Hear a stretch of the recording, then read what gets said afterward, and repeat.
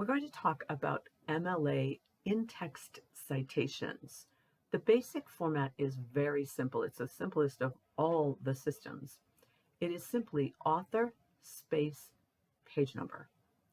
There's no P period, there's no comma. It's simply the name, space, and the number. Now we'll look at some that are a little bit more complicated and some that are a little bit unusual. When you have more than one author, if it's 3 or more, you will have the abbreviation et al. In this case, you do have a period, and it's only because al is an abbreviation for the Latin word alia, which means others. So in this case, notice that I have paraphrased because MLA highly prefers paraphrasing over quoting.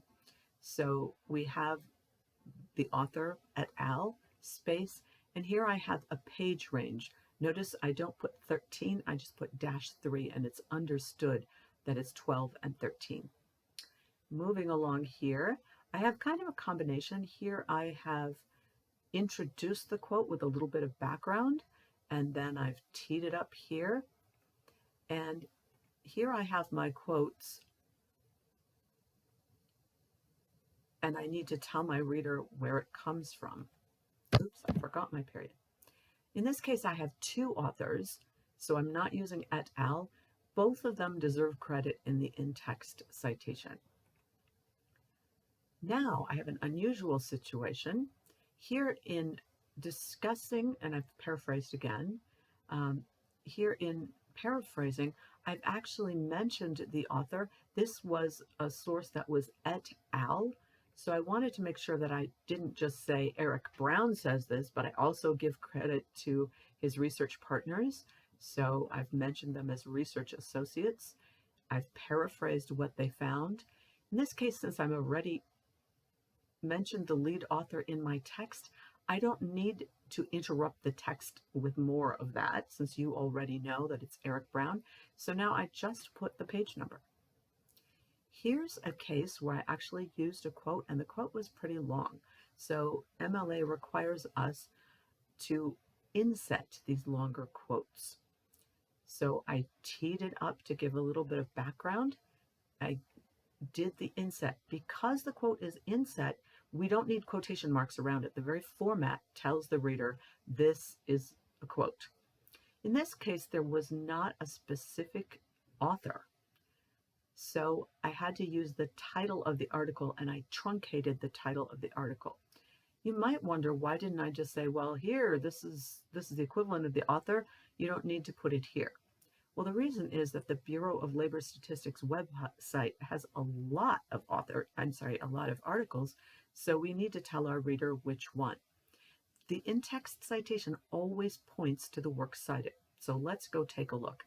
I did put a lot of sources in this one, so we'll have to go down to the T's.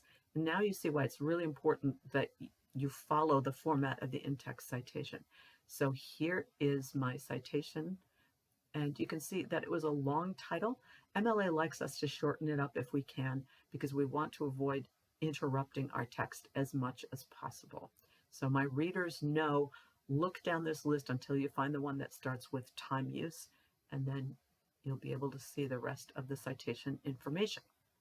Now, there are some other little things I wanted to point out. As I mentioned above, we want to be as efficient as possible with our numbers. If there are only 2 digits, then you take off that first one as I showed you above. If there are 3 digits, you're going to repeat the last 2, but take off the first one. If you're quoting from a poem, use the line numbers instead of the page numbers. Often the poem is very short, and the line number will point directly to where within the poem, which is very handy for the reader. For films, I have an example up here. You're going to use the time marker. So this is actually a real film about Gen Z. I paraphrased because I certainly wouldn't want to quote something this is 20 minutes worth. So there was no author. I used the title of the film, and you can see what the timestamp looks like. It's a range, because obviously in most cases what you're quoting is going to be more than 1 second long. If you have a web page, often web pages don't have numbers, So you would use just the author or the title unless you've already mentioned it. But sometimes you'll have paragraph numbers, and I have an example here.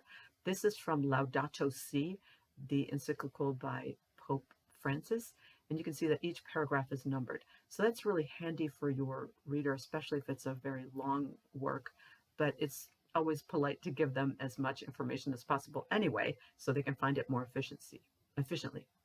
If you are quoting from a book and that book has more than one volume, you obviously need to identify the volume number. And we do this with the digit plus colon and then the page range.